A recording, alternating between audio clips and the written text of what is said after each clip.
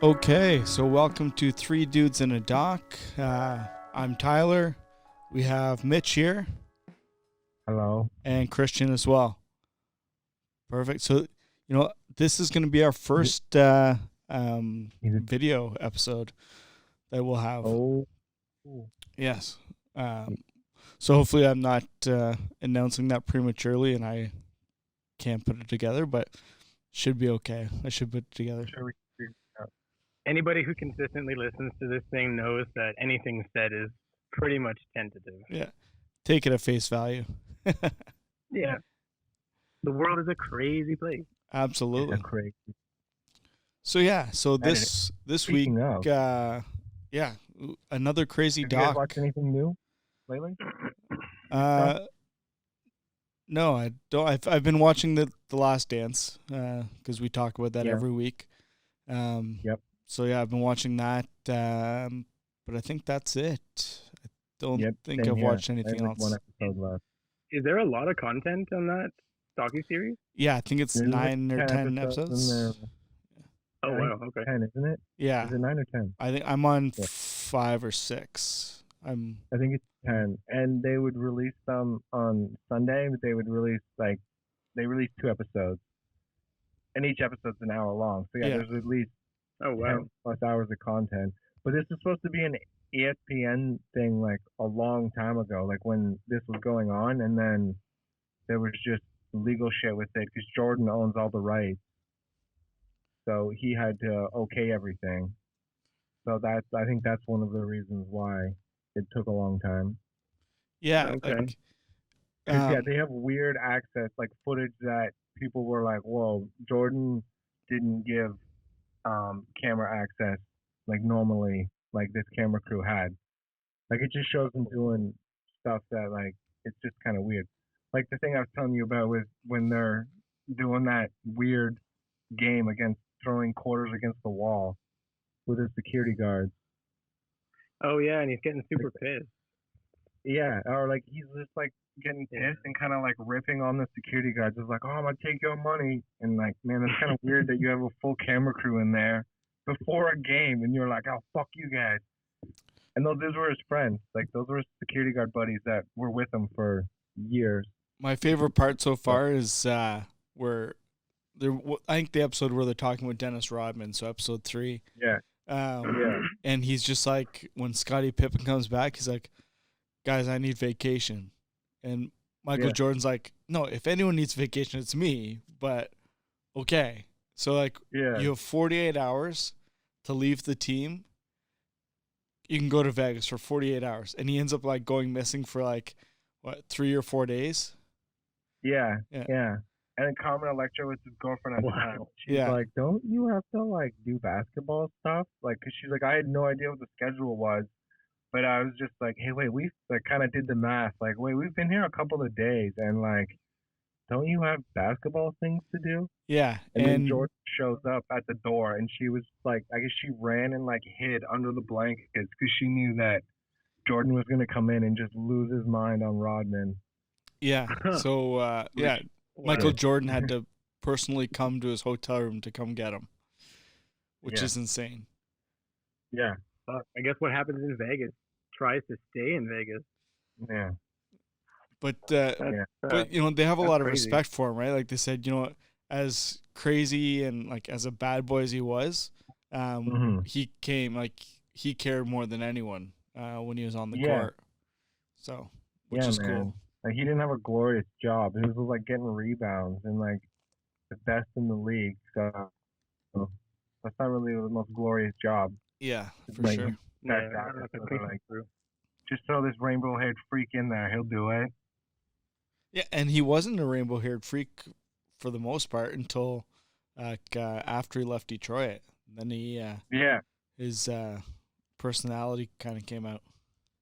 You think that would have flown in Detroit with that crazy hairstyle? Yeah, he would have had to have been so insanely good. I don't. Well, he was though. Like they were the bad boys of the NBA, or at that point. Yeah.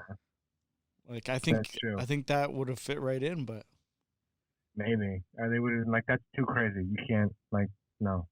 Yeah. I mean, like he's the one punk guy Yeah, like no, this is too punk. You can't do this. Too punk. Yeah. Yeah, that would be funny. Okay, so this doc, man, this it was another crazy one with a twist that I did not see coming. Like, wait, what? You didn't see that coming? Well, I knew that it was gonna take like a nefarious turn. I just didn't know that was gonna be the turn. Oh, fair enough. Yeah, I mean, like that's the last thing that you'd expect a group of people to do who are seemingly fairly professional. Yeah. That's like they kind of likened it to the Nazis. That's pretty crazy. Yeah, that's a crazy thing to do. Nobody would actually think that someone would go through with it. So just a little background on the doc for our listeners. So we watched The Three Strangers, or The Three Identical Strangers, right? Three Identical Strangers. Three Identical Strangers was the title. We can preference that like you guys watched it. I didn't watch it, but I read some stuff up on it, and reading the articles and shit, I was like, oh, this is like some Nazi stuff. Yeah. Like they totally did this. Or like there's fucked up doctors, or like not even fucked up doctors, but doctors that are like, oh, there's human studies that would be interesting to do, but we're obviously not going to do them. And then like, wait, this guy did it. And then I saw where this guy was from and when he was born. And before I looked into it, I was like, this guy's a Nazi. Holy shit. But he moved to the U.S. just before stuff really was popping off. Yeah. So for our maybe that's like a substantial coincidence or not. Yeah. Well, said he immigrated in 1941. So he did his experiments and then was like, oh, I didn't know where this is going. I'm out. For our listeners that haven't watched it, so basically it follows three identical brothers born as triplets that were split apart at birth through a crazy happenstance. One of them meets his identical brother's buddy at college where he used to go, and he's like, holy shit, you look like my buddy. And he's like, no, I'm from this place, your buddy's from that place. So they meet him, they're like, holy shit, we're brothers, like we're twins. And then, so they're being covered in the news, everything. The third brother sees the picture and says, holy fuck, these guys look like me. And so they get a hold of the other two, and now all of a sudden it's a three brothers instead of just two. And that becomes like a media circus. So like the first half of this doc is like fully heartfelt, fully like warm feelings, and then it's super cool too. And then it just drops off a cliff. Yeah. There was one part that made it feel so much like a movie. I don't even know how, like almost like a mockumentary. Like this is too crazy. Like this is such a good fictional story, even that it's worth telling. But when the brothers were talking about one of them having appendicitis. Can't remember who this was. Anyways, so one of the brothers had appendicitis. I think it was Eddie. So Eddie doesn't have insurance. He goes to the hospital anyways and impersonates Bobby, who does have insurance, and actually successfully gets his appendix removed because he pulled it off. But the music in the background, I'm pretty sure was "We're the Kids of America" by whoever that might be. Yeah, and it was a crazy story backed up by well chosen music and almost like montage-esque. They were like, like scene to scene to scene. Yeah. Isn't that crazy? And it, like, they pulled it off. It was insane, and it really felt like a movie. Like this was scripted almost. Right. Yeah. It's a story that's like super hard to believe, right?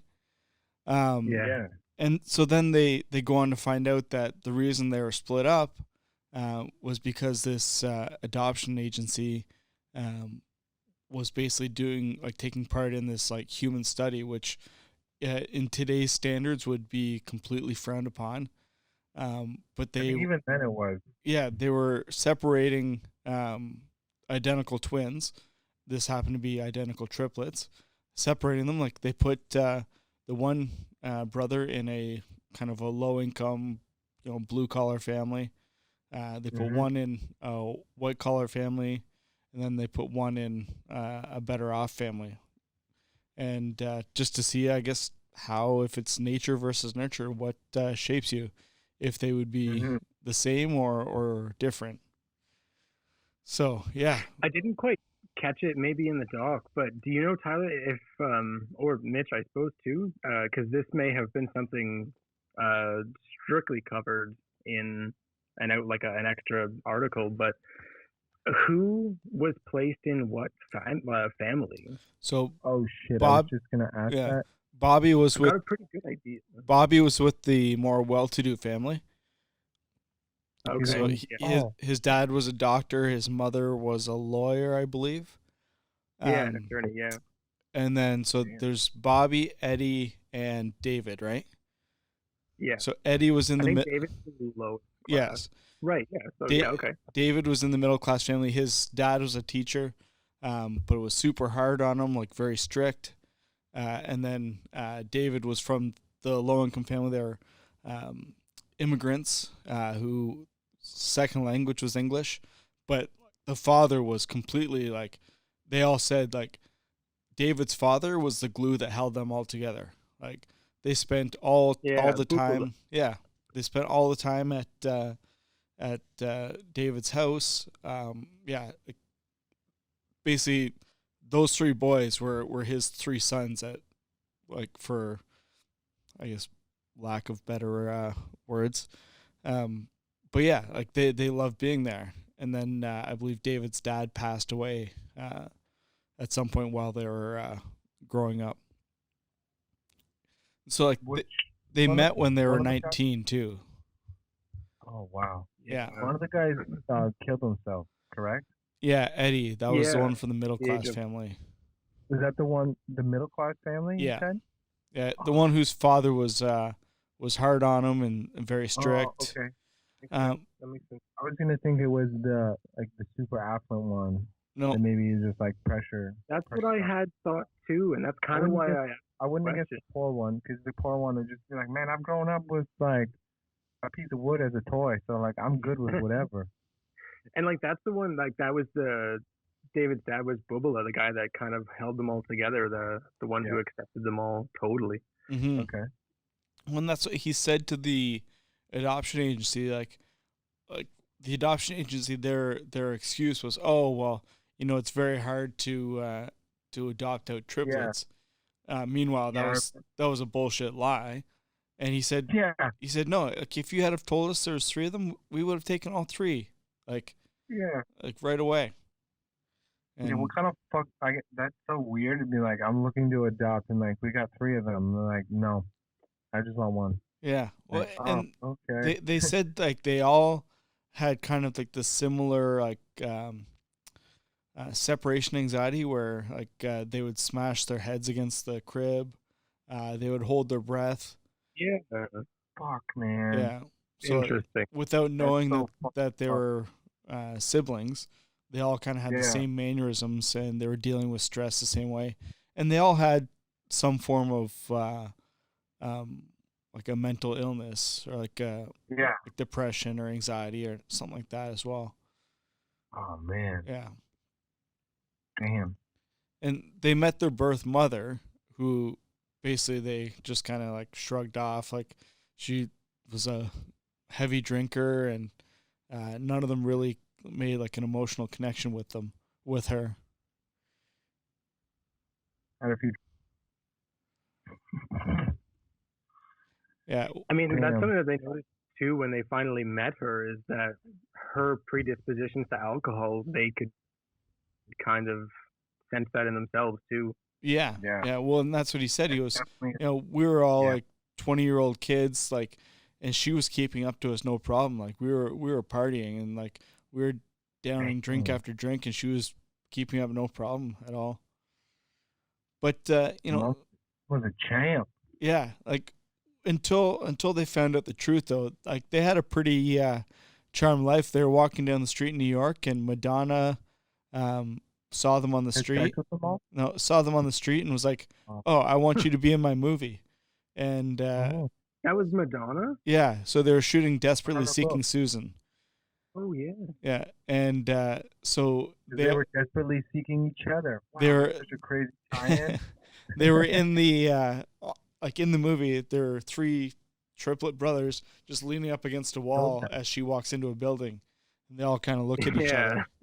But, and they're credited. Pretty random, but that's pretty cool though. Like if those guys have kids or like grandkids, to be like, "Hey, I was in a movie," and like, "What are you talking about?" And like, "Yeah, check this out." They're credited. I was in it 3 times. Yeah, they're credited on IMDb and everything. Really? Yeah. Oh wow, that's odd. What's their credits? Like just 3 guys standing? I think they're triplet brothers. I think they're credited as. Yeah. Nice. So their IMDb credits include "Desperately Seeking Susan" and "3 Identical Strangers," which is kind of funny. You know. Madonna gave him the shot. Yeah, and literally just saw them when she was walking down the street, and she's like, "Oh, you're the guys. You're the guys that are on, like, we're on every news like station." Yeah, because they were on like all kinds of talk shows, right? Yeah, and, like Phil Donahue and shit. Yeah, yeah. Pretty much everything. Yeah, the one clip that they showed a lot of was on the Phil Donahue show. Goddamn Phil. Oh yeah, it says right here the movie of the triplets had a cameo, "Desperately Seeking Susan." Yeah, yeah. With Madonna. About them being everywhere, it's kind of odd because I did notice that in this doc, maybe it was strictly directorial, but there was a lot of repeat footage. I noticed that there was a lot of points repeatedly made, like 3 or 4 times, literally the same footage, saying the same thing, no new audio, and I didn't mind it. As a way to really let the viewer sit in the idea of Jesus Christ, like this is really actually what it's like to have that happen to you. Maybe not that seriously, but it's kind of weird, that choice. Yeah, and I think they did it like once they started talking about it, and then like they were kind of hammering home that they all smoke the same cigarettes, but then like closer to the end they're like, really, I think like they were just trying to find similarities between each other when there were so many differences. Yeah. So, and I think that's what they're just kind of showing, like the chink in that armor at some point. There were actually quadruplets, but the 4th died at birth. What? And it was, unknown until after the documentary. Wow. Where did you just find this? On IMDb. Jesus Christ, that's crazy. It also said, bizarrely, the incredible true story has many similarities and overall plot themes from the horror movie of Raising Cain and an X-Files episode. Huh. Did the X-Files episode come out after that, though? It would have. The X-Files episode came out in 1993. Yeah. Oh, it's a long time, And they found each other in like the 80s. Yeah. So I think it was right on 1980. Yeah. It's crazy that it took this long to do the documentary. Yeah. Well, I mean. Yeah, this was pretty sensational. Yeah. Back then. I don't know when did they find out that they were actually part of this study, though? Oh, yeah, that's true. Because I guess, yeah. Okay, good call. Yeah, because I don't think they found that out till. What the fuck? One of the guys killed a chick? No, they talk about this in the documentary. He was just tightly associated with the person, I believe, who really did it, but there was no other connection than that. He made that one. Yeah, that's Bobby. That's the one from the affluent family. Oh, of course he'd kill someone because he was taught that he's above everyone and he can kill. His doctor was onto something. I see where he was going. Yeah. Oh yeah, that's crazy that there was a 4th one. Yeah, that's insane. Well, yeah, I didn't realize that because obviously they didn't figure that out until after the doc came out. So also, they met in the 80s, and that same year, Stephen King wrote a book, and in the book, in Firestarter, I guess there's this society, a shady organization that performs studies. So, like, kind of like this shit. Perform studies that were never released, as well as monitoring the development of a child. Ooh. And then, in the book, they eventually realized, like in the documentary, what happened to them. So that's crazy that broke, and then Stephen King already had that book. Yeah, well, especially because they didn't know about that whole part of the story yet, right? Yeah. Right, they only just found each other, true. Good point. Man. I don't really know of any crazy, like, twin or triplet studies, but I'm sure they've been done. Like, obviously, the famous ones that the Nazis did. Yeah, well, and that's like in the documentary they interview two sisters. Well, there's actually some Canadian content there on the George Stroumboulopoulos show. Okay. Yeah. So I think those two sisters were the only two twins to survive. Survive what? No, they were a part of the same twin study as these. Sorry. Yeah. I was thinking of the Nazi twins. No. Yeah, these two city Nazi twins. These two were not Nazis. Preference. They were not Nazis. Yeah. The Nazis did that to them. These two were part of the same study that the triplets were. Yes. Okay. Yeah, I saw some article. Yeah. I guess like the name of that, for anyone who doesn't know, is the Louise Wise Services. Yes. They were the ones administering these abductions. It was like I don't even know. Under the guidance of some like Jewish thing, like Jewish child services or something. Yes. Yeah. Was that just made up or? No, that's a real fund and organization. That's where they were getting their money from? Yeah, pretty much. Oh, okay. And like, they do go into that a little bit in the doc, but that's even more fucked up. Never really any deeper than just a Jewish fund of some kind. Dude, that's so fucked up. Like, not even 50 years later, they're like, yeah, let's do some studies on some kids. That seemed to work out okay for us. Yeah. Well, that's and like the insane part is like when the parents of the three boys, the adoptive parents, they go and confront the adoption agency, and then one father goes back in to grab his umbrella that he forgot, and he witnesses them all like cracking open a bottle of champagne and like celebrating, obviously that they just dodged a bullet and didn't get caught when they found out like what they're actually doing. Yeah, like no, we always have champagne on Tuesdays and get this lit at 3:00 on a Tuesday. Yeah, really. No, this happens every Tuesday. You just so happen to be here at party time. Yeah, that's fucked, man. How would that guy could just lose his mind?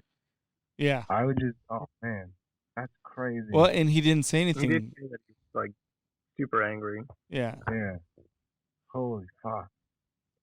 Yeah. Imagine like going like your whole life and realizing that, holy shit, we were part of this like crazy psychological experiment. Man.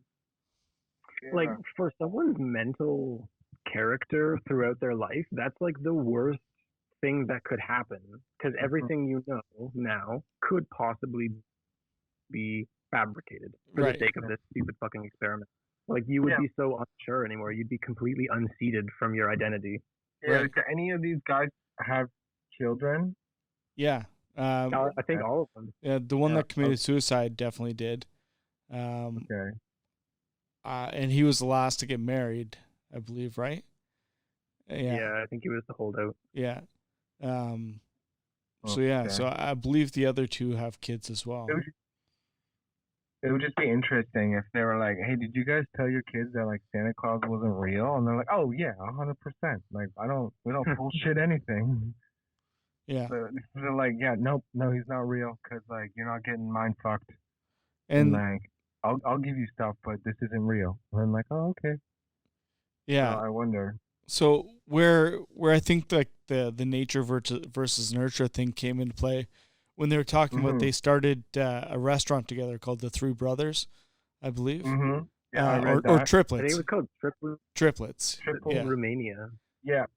And so yeah, they started this restaurant, and they were saying like, they all had differing views on it. Like, the one just was kind of lazy, and the other one really wanted to go for it, and that's where like they kind of drifted apart at that point. Mm-hmm.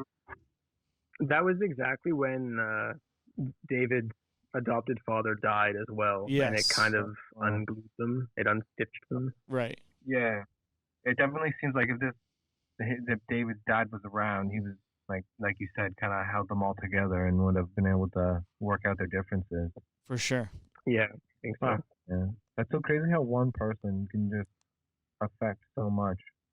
Well, I mean, these guys didn't know each other super well, even at that point. Like, if Eddie killed himself in 95, at most, they knew each other for 15 years.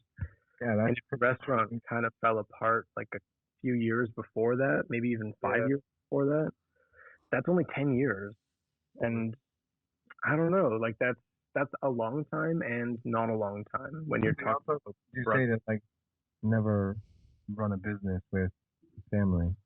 True. Yeah. Especially family that you already have so much baggage with.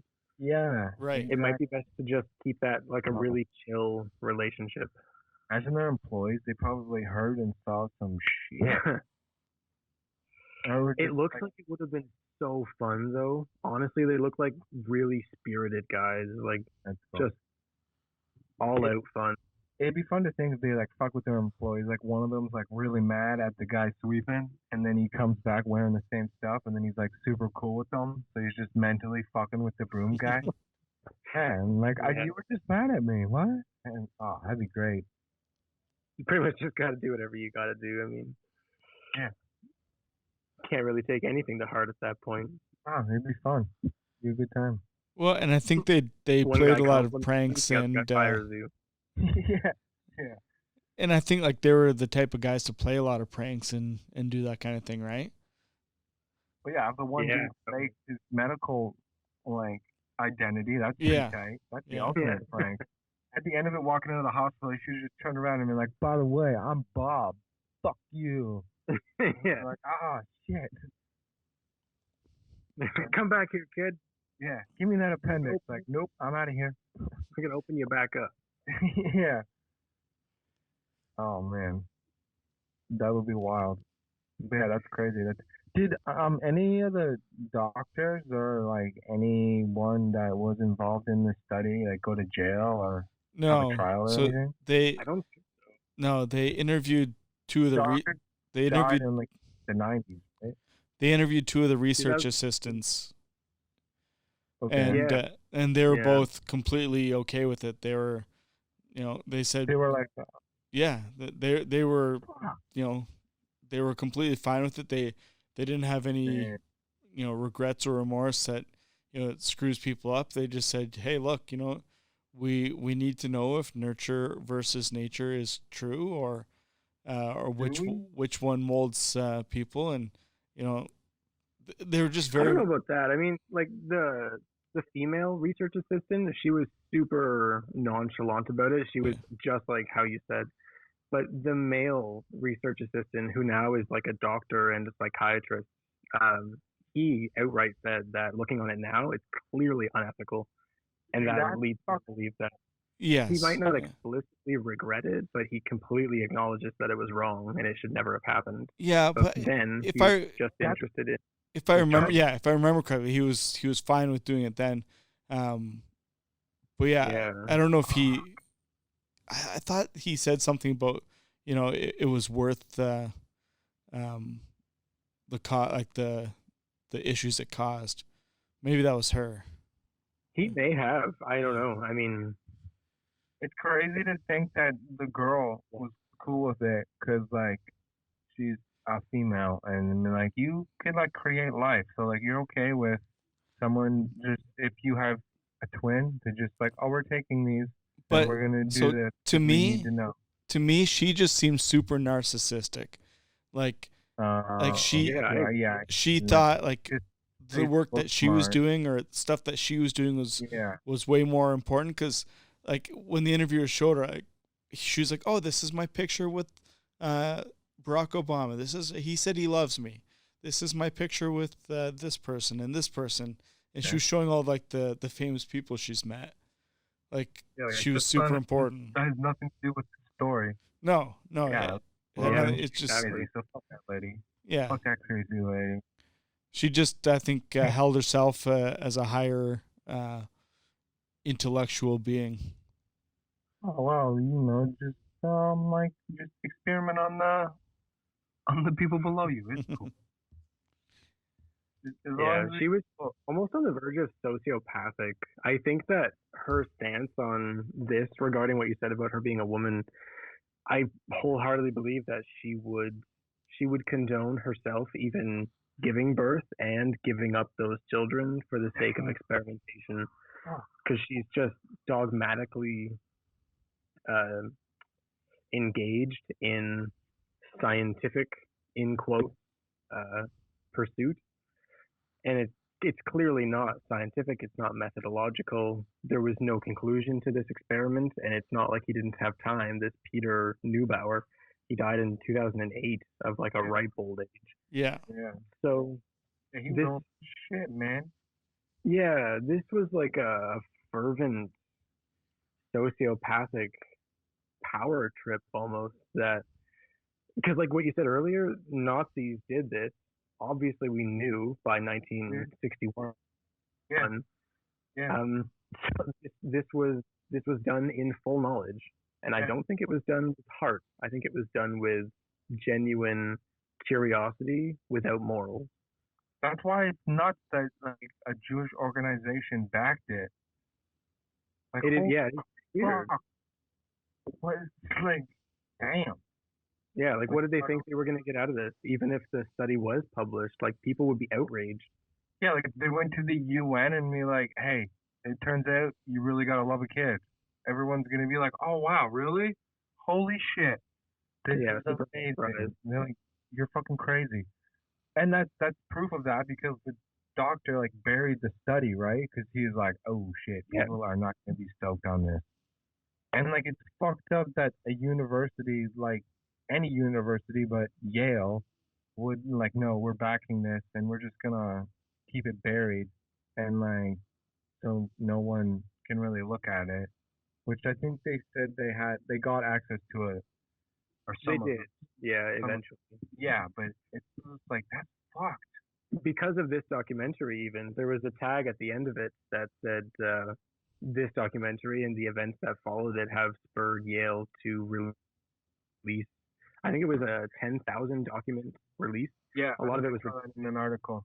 Yeah, so they do have a lot of information, and I think they have all of it now. They have complete access to those archives, but it's inconclusive and kind of doesn't answer anything. Yeah, all the names of all the other participants were redacted, so they can't even reach out to people who were part of the study and have no idea still. Fuck, man. Yeah. And in the one article I was reading and in the trailer, it kind of talks about how they were just videotaped. Like people would come over and videotape them. Like how fucked up. Like imagine going to school and being like, "Oh yeah, dude, like you guys don't have a guy and a girl come over and videotape you and ask you questions." They said it was. They said it was part of. They're doing a study on adopted children. Not necessarily twins or anyone like that, right? Yeah. So imagine they're like another adopted kid that's with a different agency, and like, "Oh, hey, do you do this?" And like, "Nah, man, I don't. I've never done that." And I'm like, "Oh, that's interesting though, because like in the age that they lived in, 1961 until 70, I assume, because these kids were like coming up on 10 when they were being interviewed. I mean, they're being followed their whole lives, but let's just say that it was within a decade. But that's like one of the most technologically driven eras in American history, at least, even human history. So to be a part of something like this because you first of all never assume that the adopted child you have has a twin, let alone a fucking triplet set. So you're at home, the doorbell rings, this person says, "Hey, we're from such and such research crew. We know you have an adopted child because of these connections. We want to come in and do some evaluations for an interesting study on adopted children." You would be honored. Like, at least I would be, because this is the age of scientific perfection. Yeah, it's like they could be totally upfront and they could literally never allude to anything more than that this is just the chance to be a part of a scientific study. That would be great gossip for any family back then. That'd be friggin' sweet. Yeah. Because science was seen as like almost like a religion, because it was done dogmatically, and I think people desperately needed solidarity, and science clearly could provide that. So to be a part of this would be like the church coming to you and be like, "Hey, we're doing a nativity scene and we want your baby to be Jesus." You'd be fucking stoked. It'd be great. I bet you this was the same. Yeah, okay, I kind of get what you're saying. Yeah. Even the kid, like the boys, like they're like, what the hell is this though? Like, why? Like, do we have to keep doing this? I think it was at least Bobby asked, like, do I have to keep doing this? Like, I don't want to do this anymore. Yeah. And then they asked them the same 5 questions. Like, we've done this for 15 fucking years. Jesus Christ. Yeah, they made them read like Rorschach pictures and like the ink blot test and everything like that. Those are kind of cool, but doing them all the time, I'd be like, "Oh man, fuck off." Some of the kids were. I mean, they would get really mouthy towards their parents. There was the doctor, the psychiatrist that was a part of it, went back and read his notes, and he was like, "Oh, this kid shows like a high degree of intelligence, but also some like guarded characteristics, and he's like curt with his parents and the administrators." Is he the one that indirectly killed somebody? No. I don't remember. Yeah, I can't remember which one it was. Okay. I think it was Eddie, actually. So I think Bobby was the one who had the murder story. That's stupid. It doesn't say. It just says one of the brothers was convicted of manslaughter. What?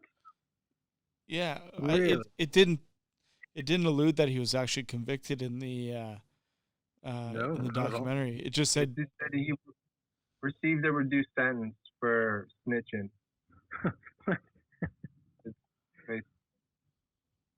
What happened? Yeah, because someone in the audience asked, like, "Oh, like, I heard one of you guys got arrested for murder," and they got really got really defensive, and he's like, "No, like, I didn't murder anyone. It was manslaughter. She was 83. We were just trying to rob her. She got mouthy." Oh, okay. That seems like a crazy question. Like, hey, Tyler, there's speculation that you might have killed someone. Yeah. Let's talk about that. Well, especially when it was... You're going to be like, yeah, actually, I did. In this public forum, I'm going to admit to murdering someone. Especially when it was supposed to be such like a heartwarming, like, happy story, and then this, like, question about murder comes in. Yeah. Man, every time. Was that Phil Donahue, the guy who was hosting that show? I believe so, yeah. Yeah. Hey, that's a bit before my time. Damn. We should watch one of those episodes. That show seemed pretty wild. We should watch that episode. So there's we gotta watch. I think it was.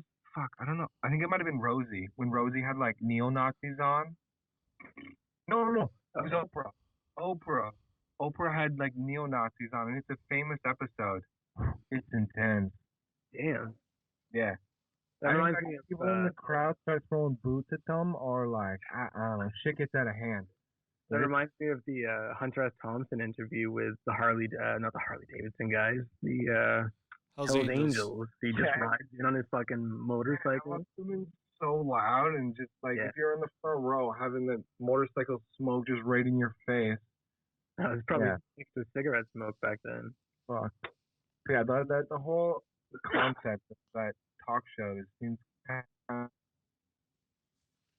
of weird. This story was perfect for that show. Like their producers, were just like, oh fuck yeah, we're getting these guys on here. This is gonna be awesome. And then we'll bring out a jar of the fourth one of like, this is your fourth brother. You remember him? Make it so fucking dark. Like, oh.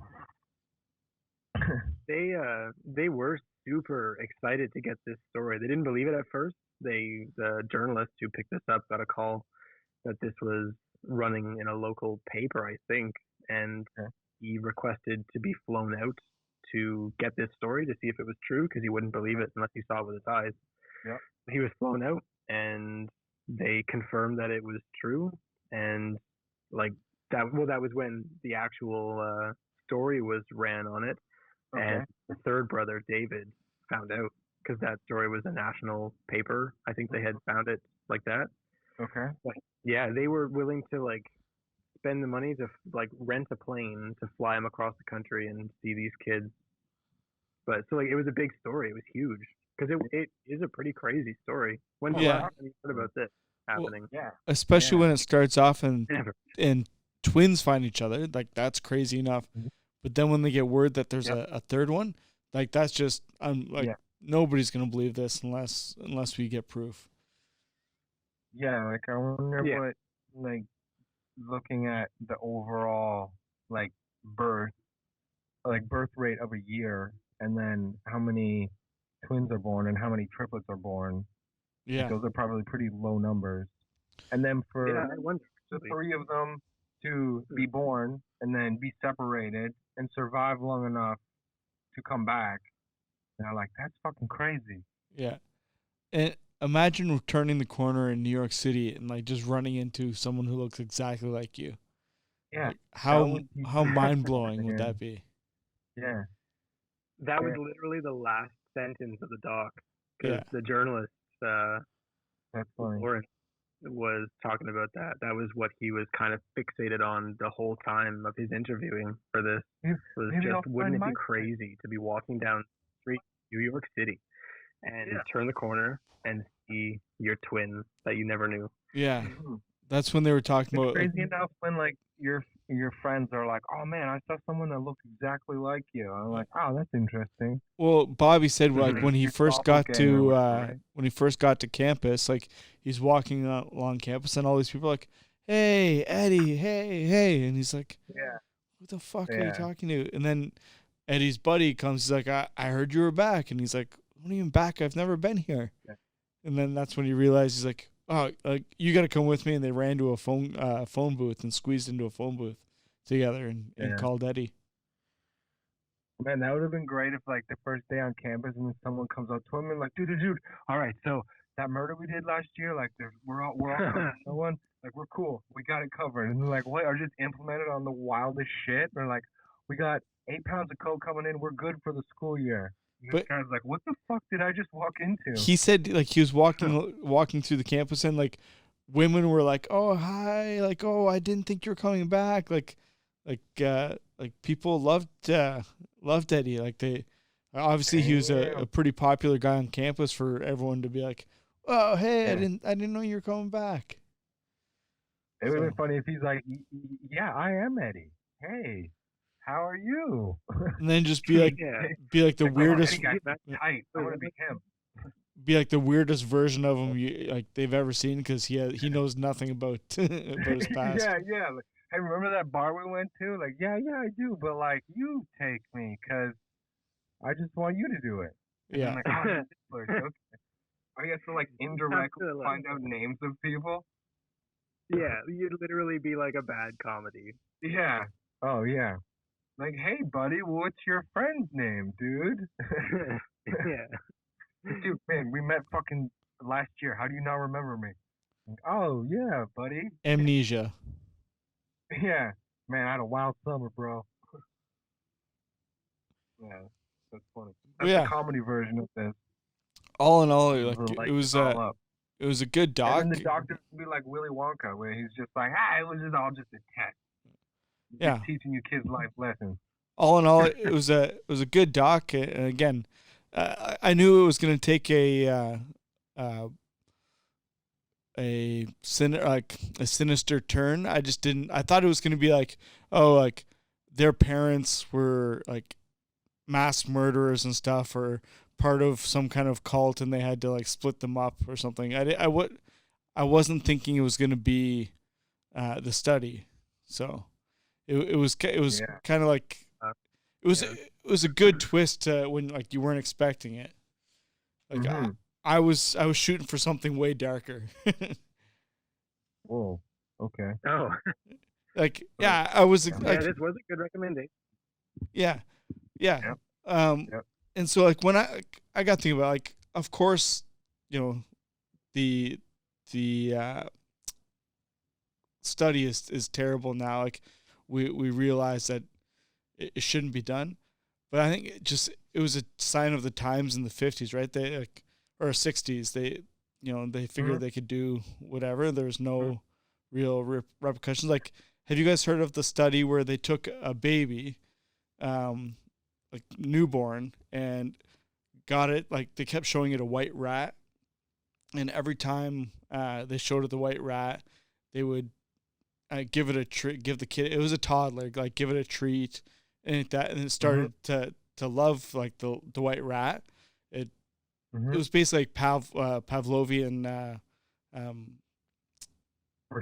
response. Yeah, like so they started doing that, and then every time that they gave him the rat, like they would like make a loud bang or something, like a loud noise, and startle the kid.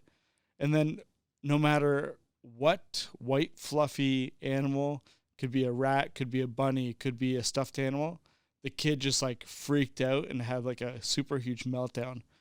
So like that seems normal to do. Like they did that study, like it was just a sign of the times, right? Like they thought that was okay, and they weren't.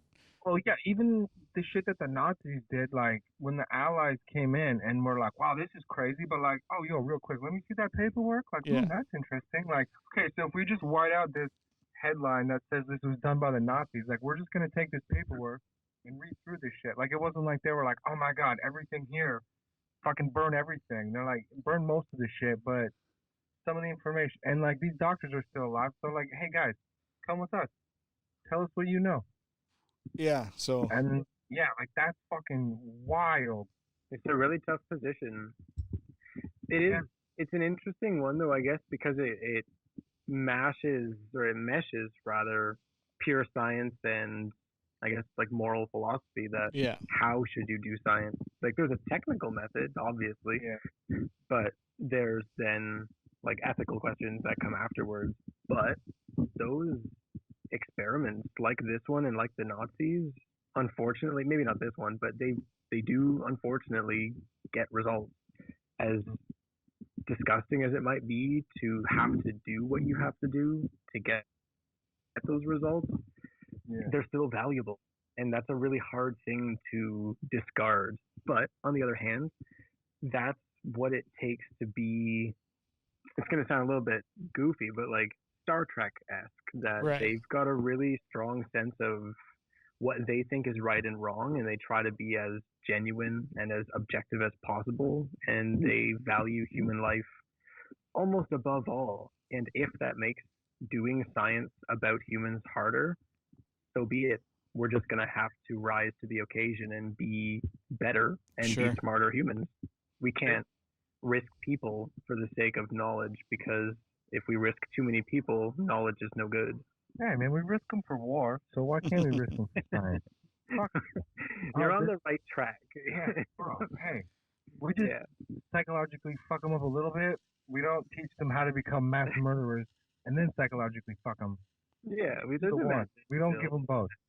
This kind of reminds me of a doc that I seen on TLC years ago about the feral kid and how like just like the whole Jungle Book, and how the Jungle Book is kind of related or kind of based on a true story.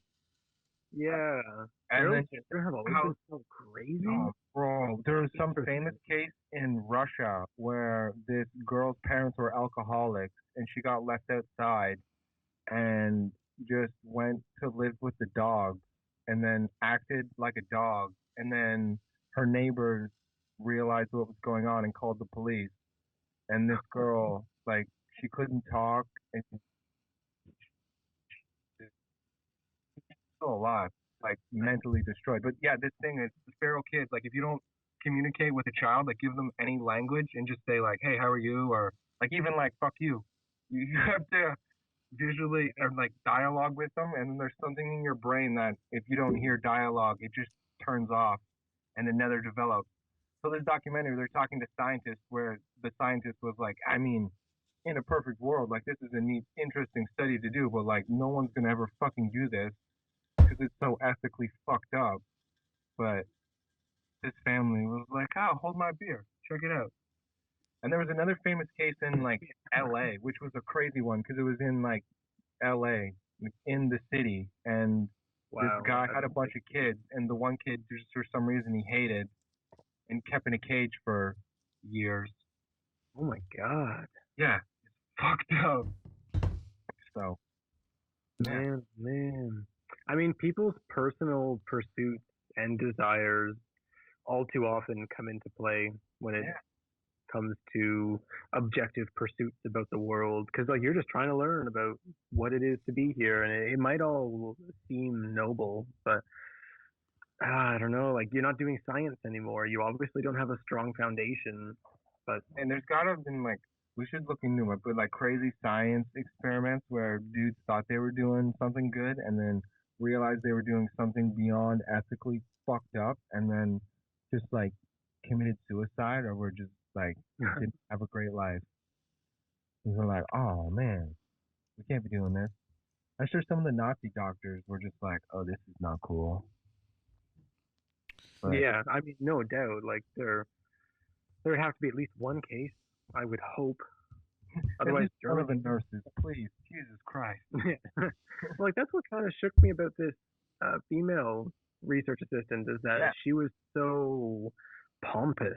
Yeah, that's what I was gonna say. Like when you guys have seen it, so I was like, oh, for sure.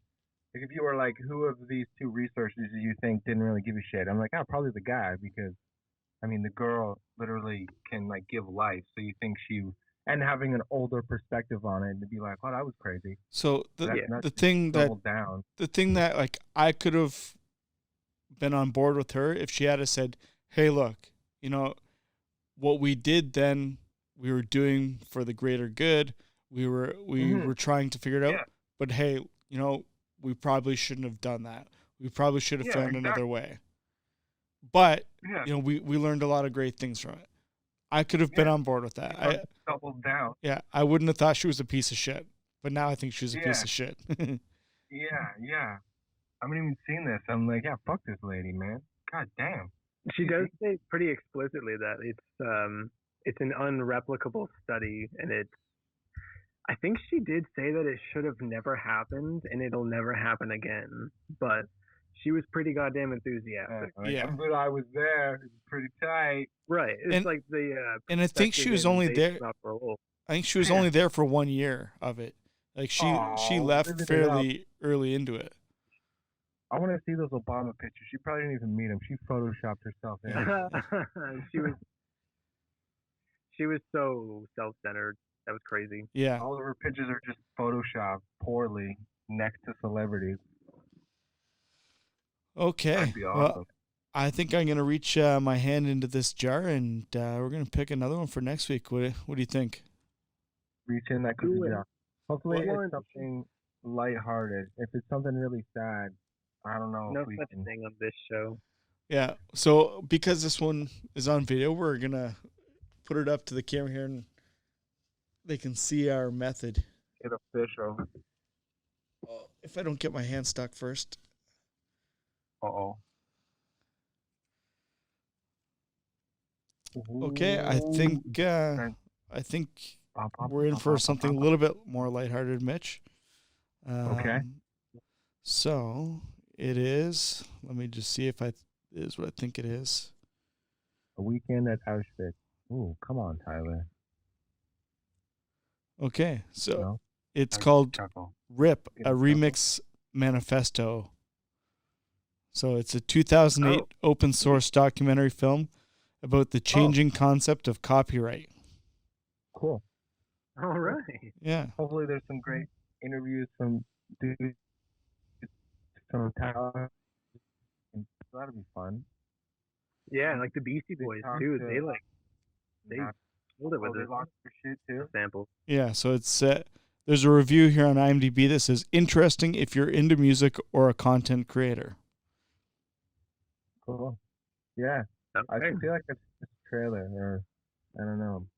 I know with the whole Metallica thing, one of the dudes from Metallica was like, it was kind of a whole mistake, and we kind of probably could have made a lot more money if we were on board with these dudes.